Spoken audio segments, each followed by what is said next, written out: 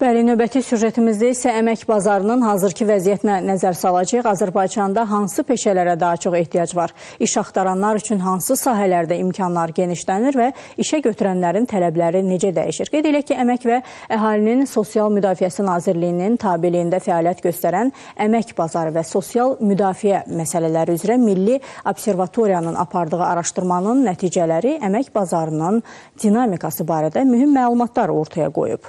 Və məlum olub. Bəli, son ilin təhlilləri göstərir ki, ölkəmizdə ən çox tələb olunan 5 prioritet peşə bunlardır. Satış təmsilçisi, müsahib, kredit mütəxəssisi, işə qəbul üzrə mütəxəssis və satış planlaması üzrə mütəxəssislər.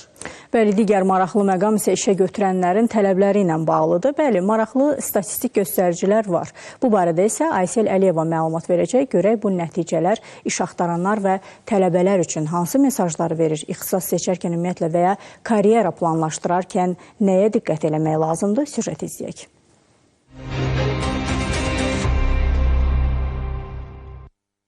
Əmək bazarında tələbat dəyişir, yeni reallıqlar formalaşır. Milli Observatoriyanın 2 ili əhatə edən geniş təhlili göstərib ki, hazırda ən çox tələb olunan 5 peşə satış təmsilçisi, mühasib, kredit mütəxəssisi, işə qəbul üzrə mütəxəssis və satış planlanması sahələridir. Ən çox tələbat olan satış təmsilçisi kimi çalışan müsahibim Elmin Qarayev deyir ki, 7 ildir ki, bu peşədə çalışır. İllər öncə Azərbaycanda onun çalışdığı sahənin belə tələbatlı olacağını düşünmürmüş. Çalışdığı sahəni sevdiyini deyən Elmin gündəlik işi barədə bizi məlumatlandırdı.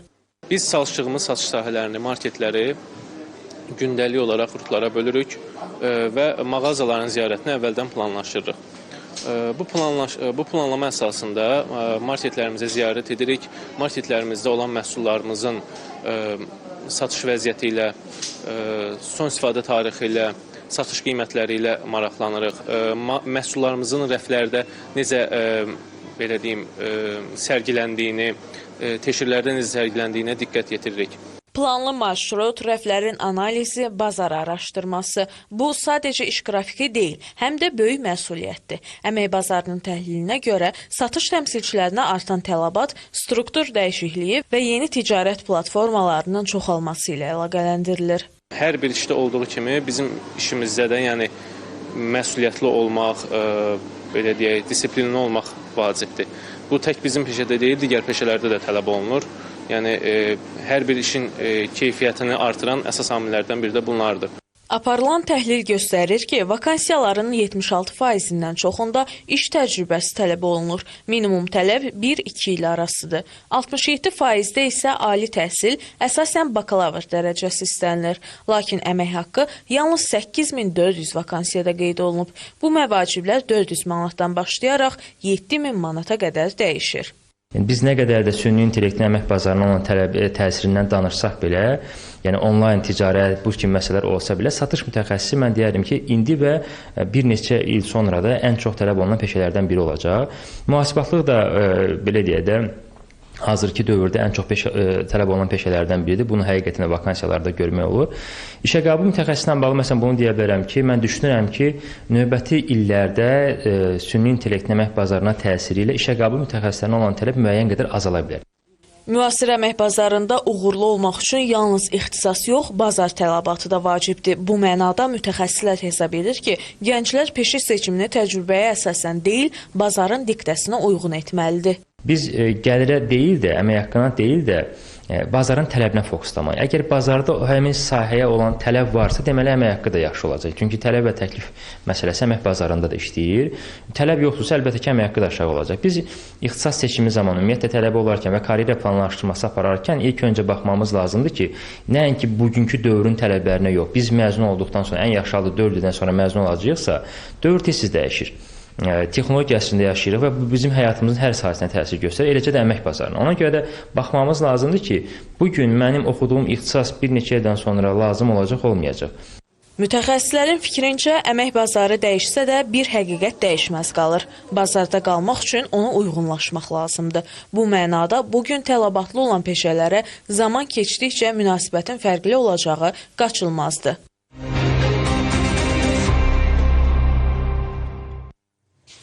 Bəli, bazarda qalmaq üçün ona uyğunlaşmaq lazımdır. Mövzunu studiyamıza davam etdiririk. Əmək bazarında ən çox hansı peşələrə ehtiyac var? Bu peşələrin təkmilləşdirilməsi istiqamətində ümumiyyətlə işlər hansı formada aparılır? Və sair məsələləri Əmək və Əhalinin Sosial Müdafiəsi Nazirliyinin Əmək Bazarı və Sosial Müdafiə məsələləri üzrə Milli Observatoriyanın monitorinq şöbəsinin müdiri Əli Tağızadə ilə müzakirə edəcəyik. Xoş gəlmişsiniz. Xoş gəlmişsiniz Ərmənim. Studiyamıza. Salam, hər vaxtınız xeyir. Ərmənim, bu açıqlanan peşələr ümumiyyətlə hansı meyarlar əsasında müəyyən olunub? Bir də mənə əsasən kredit mütəxəssisi, yəni maraqlandırdı ki, niyə bəs bu peşəyə belə tələbat var? İndiki hallarda hər şey sistem üzərində görmək olur da. Dəvətiniz üçün təşəkkür edirəm. Qeyd etdiyiniz maraqlı məqamlar əsasında suallarınıza ətraflı cavab verməyə çalışacağıq.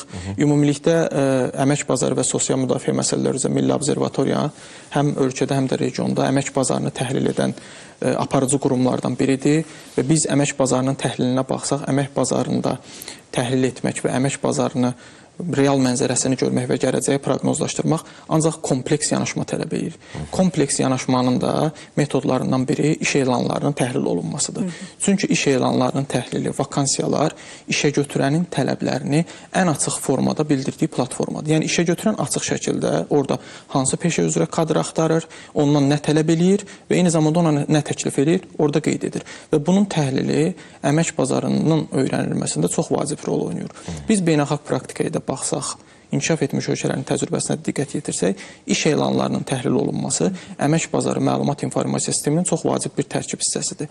Biz də əmək bazarını təhlil edən qurum olaraq artıq son illərdə mütəmadi olaraq vakansiyaları təhlil edirik və ortaya nəticələri qoyuruq ki, ölkənin əmək bazarında vəziyyət necədir. Digər tərəfdən əmək bazarının iş elanlarının təhlili ilə cari vəziyyətini görmək, eyni zamanda bizim apardığımız digər tədqiqatlarla da gələcəyin əmək bazarını görməklə növbəti dövrdə dayanıqlı məşğulluğun təmin olunmasına və daha yaxşı əmək bazarı formalaşdırmaq üçün bu metodların aparılması çox mühüm əhəmiyyət kəsb edir. Sualınıza cavab olaraq qeyd edək ki, biz son illərdə, son 2 ildə ölkənin müstəqil iş elanı saytlarında, bunlar hansı ki, əsas iş elanı saytlarıdır ki, həm işə götürən orada daha çox vakansiya elan edir, eyni zamanda iş axtaran da orada daha çox müraciət edir. Həmin saytlardan 31 mindən çox vakansiyanı topladıq. Həmin vakansiyaları topladıqdan sonra onları qarşılaşdırdıq. Yəni orada çünki təkrarlar ola bilər, bu bizi yanıltmasın deyə biz təkrarları sildik və yekunda 25.600-dən çox vakansiya üzərindən təhlil apardıq ki, həmin elanlarda hansı sahədə daha çox vakansiya elan olunur, ümumilikdə həmin vakansiyanı elan edən müəssisənin fəaliyyət növü hansıdır, hansı bacarıqlar, həm texniki, həm yumuşaq olmaqla hansı bacarıqlar tələb olunur və eyni zamanda digər tələblər nə formadadır. Bura iş təcrübəsi tələbi, xarici dil biliyi və s. kimi məqamlar öz əksini tapıb. Digər bir tərəfdən kredit mütəxəssisini siz qeyd elədiniz. Yəni burada belə deyim, müəyyən əlaqələr də var. Hansı ki biz baxsaq ki, hansı müəssisələr daha çox vakansiya elan edir. Burada elə biz məhz görürük ki, banklar daha çox üstünlük təşkil edir. Elektronika mağazalarında da kredit mütəxəssisləri olur. Digər pərakəndə ticarət məntəqələrində ola bilər ki, kreditləşmə üzrə mütəxəssislər olur. Bir də burada məqam elədir ki, 25 mindən yuxarı say kifayət qədər böyük bir saydır və biz onu çox dəqiq və konkret olaraq təhlil etmişik və metodoloji əsasımız var. Yəni o nəticələr nəyə göstərirsə biz onu bir mənalı şəkildə bir növ qəbul etməyə hazır olmalıyıq. Deməli, mağazaların da daxili kreditləşməsi kredit mütəxəssislərinə ehtiyac yaradır. Bəli, maraqlı məqamlardan biri də, yəni o sahələrdən biri ilə satış mütəxəssisi, həm də o sahə maraqlıdır ki, indiki zamanda yəni bu daha çox onlayn ticarətin vüsət aldığı dövrdə, amma satış mütəxəssisləri daha çox tələbat var, bəli. Kifayət qədər, yəni mövzu genişləndikcə tələbat da artır mənbə. İstər onlayn olsun, istər fiziki, yəni əyani şəkildə satış olsun, hamısına tələbat artır. Bəli, biz burada özümüzdə də həm satışın planlanması, idarə olunması ilə satış təmsilçisini də bölmüşük. Ümumilikdə bizim son 2 ildə apardığımız 25 mindən çox vakansiyanın təhlili göstərir ki, hər 4 vakansiyadan biri toplam və pərakəndə ticarət iqtisadi fəaliyyət növü üzrədir. Yəni həmin sahədən daha çox vakansiya elan olunur və elə məhz həmin iqtisadi fəaliyyət növünün içərisində də satış təmsilçisinin də olması normaldır. Təbii ki, digər iqtisadi fəaliyyət növləri üzrə də kifayət qədər vakansiya elan olunub. Müqayisə eləsək biz burada maliyyə sığortanı, emal sənayesini, informasiya və rabitəni qeyd edə bilərik ki, bu iqtisadi fəaliyyət növləri üzrə elan olunan vakansiya sayı digər iqtisadi fəaliyyət növləri ilə müqayisədə daha çoxdur. Eyni zamanda biz peşələrə də baxsaq, peşə və istiqamətlərə də baxsaq, qeyd etdiyiniz kimi satış təmsilçisi, kredit mütəxəssisi, insan resurslarının idarə olunması üzrə mütəxəssislər, daha sonra satın alma və təchizat üzrə kadrlara tələb var. Bundan başqa proqramlaşdırma, fərqli burada təbii ki, back-end, front-end dediyimiz o proqramlaşdırma üzrə də kadrlara tələb var. Qeyd etdiyimiz bu sahələr əsasən diqqət etsək, ali təhsillə bağlıdır. Mən biraz peşə istiqamətinə də toxunmaq istəyirəm ki, çünki biz əmək bazarından danışırıqsa, peşə təhsilindən mütləq danışmalıyıq və peşə istiqamətindən mütləq danışmalıyıq. Və burada maraqlı məqamlardan biri odur ki, məhz peşə istiqaməti üzrə də vakansiyalar elan olunur. Yəni, təkcə ali təhsil tələb edən sahələr üzrə yox, elə məhz peşə istiqaməti üzrə də kadrlar axtarılır. Burada ilk üçlük var müqayisədə, yəni peşə istiqamətləri üzrə müqayisədə. Burada sürücü, aşbaz, elektrik kimi peşələrə tələbin olduğunu vakansiyalar üzərindən görürük ki, artıq işə götürən həmin sahə üzrə kadrı vakansiyalar vasitəsilə axtarır. Yəni, bu da heç o demək deyil ki, mütləq ali təhsillər vakansiyalara baxmalıdır. Çünki bizdə bir məlumatı da qeyd edim ki, vakansiyalardan götürsək 70% yaxını əmək bazarında vakansiyalar üzərindən geçsə, ali təhsil tələb edir. Konkret qeyd etsəm 67.2%-dir. Digərləri amma təbii ki, fərqli praktika qazanmışlar istəyir. Bəli, həm təhsil tələbini açıq şəkildə qeyd edir. Qədər yiyələnmək olur buna. Və peşə istiqamətləri üzrə də, qeyd etdiyimiz sahələr üzrə də kadrlar axtarılır. Bəli, dediniz, indi axtarılır və vakansiyalar var. Bəs necə düşünürsünüz? Ümumiyyətlə, gənclərdə bu cür tələb olunan sahələrə maraq varmı? Yəni, kadrlar varmı yetəri qədər? Ümumilikdə biz əmək bazarında görürük ki, tələb və təklif arasında müəyyən uyğunsuzluqlar var. Bunun səbəbləri çox genişdir. Bu bizim əslində məhz Milli Observatoriyanın əsas üzərində dayandığı məqamlardan biridir. Biz təkcə vakansiyaları təhlil etmirik, işə götürənlərlə də soruq keçirdirik.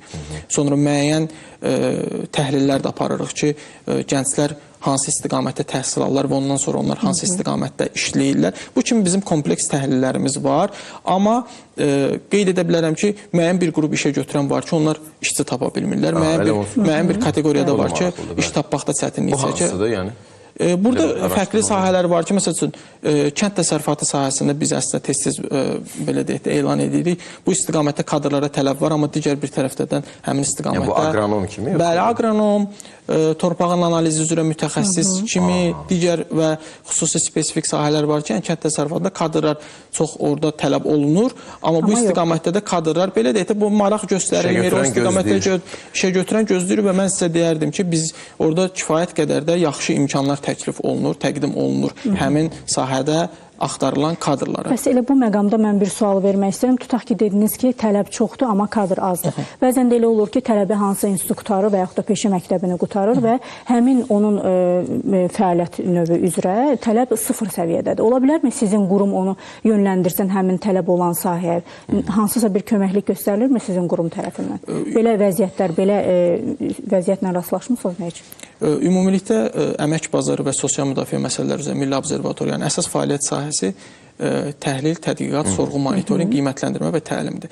Yəni, biz əmək bazarını araşdırıb, cari vəziyyətini ortaya qoyub, həmin nəticələr əsasında da həll yolları təklif edən bir qurumuq və həmin nəticələr istər Nazirliyin daxilində aidiyyatı strukturlara, məsələn, Dövlət Məşğulluq Agentliyinə təqdim edirik, həmçinin digər dövlət qurumları ilə də koordinasiyalı şəkildə işləyirik ki, bizim verdiyimiz təhlil nəticələrinin bir məntiqi nəticəsi olsun ki, bu istiqamətdə də mən sizə deyərdim ki, son illərdə işlər daha da intensivləşibdir.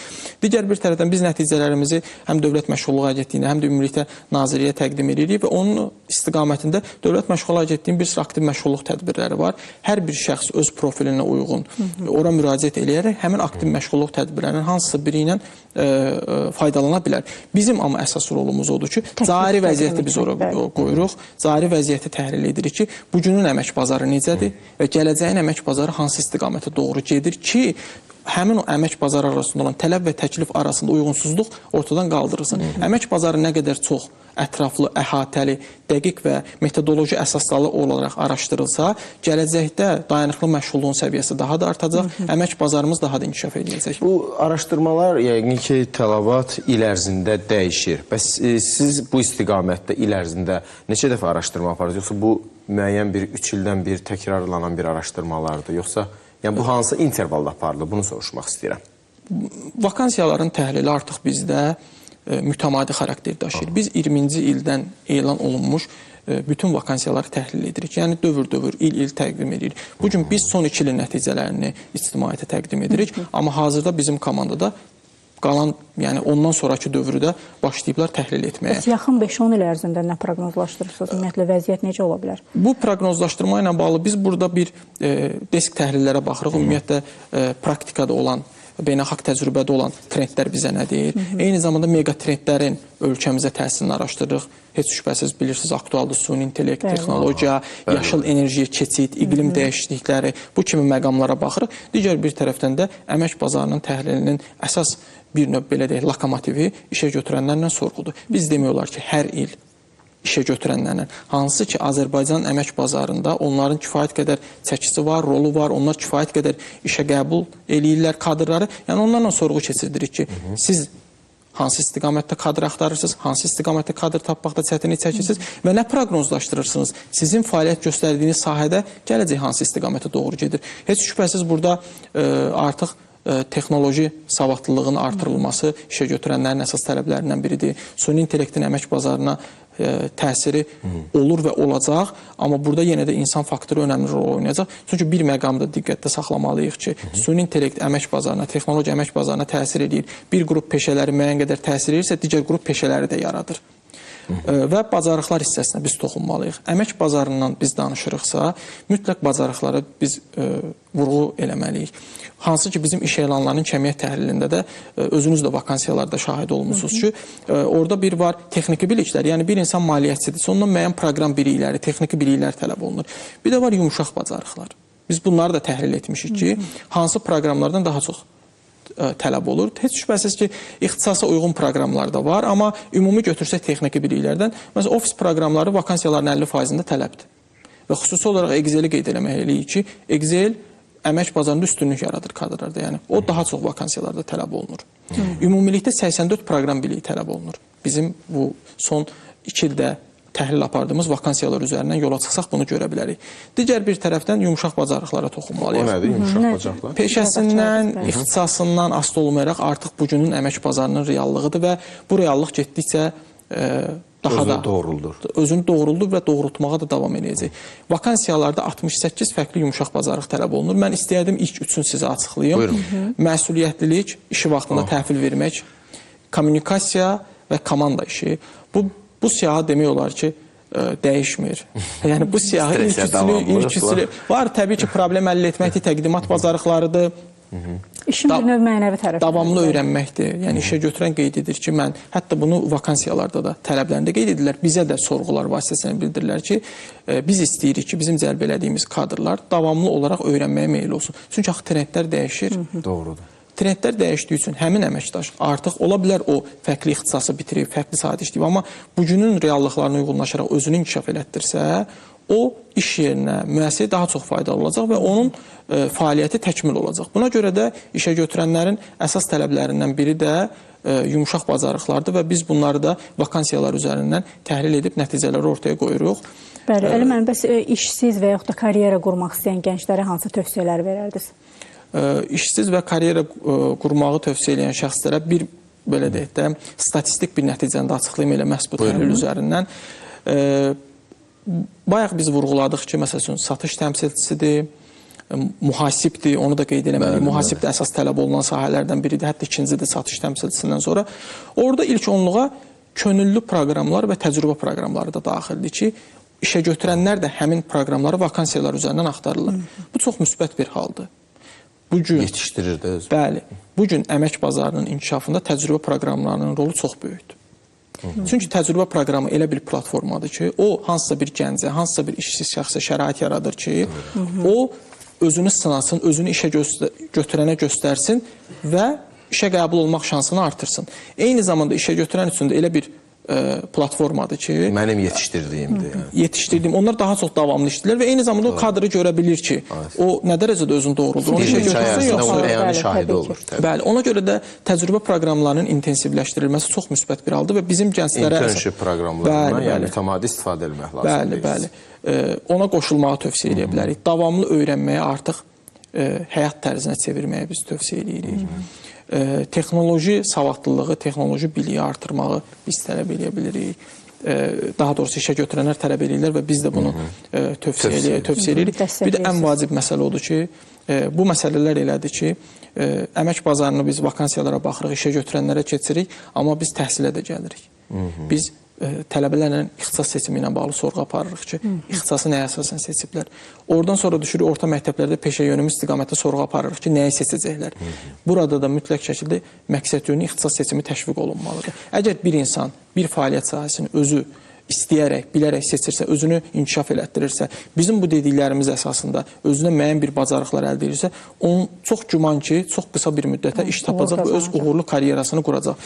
Ona görə də bu kimi məqamları nəzərə almağı biz tövsiyə edirik. Təşəkkür edirəm müəllim. Həqiqətən də, yəni çıxışdan da belə başa düşürəm ki, əsas məsələ insan faktorudur. Yəni nə qədər texnologiya bizi üstələsə də insan faktoru əsas amil kimi hələ də qorunur. Yəni bir vaxtlar kalkulyator dediyimiz hesablayıcı maşınlar çıxanda deyirlər ki, artıq mühasiblərə ehtiyac olmayacaq. Ancaq bugünkü gün aparılan təhlillər onu göstərir ki, hələ də mühasiblərə ehtiyac var.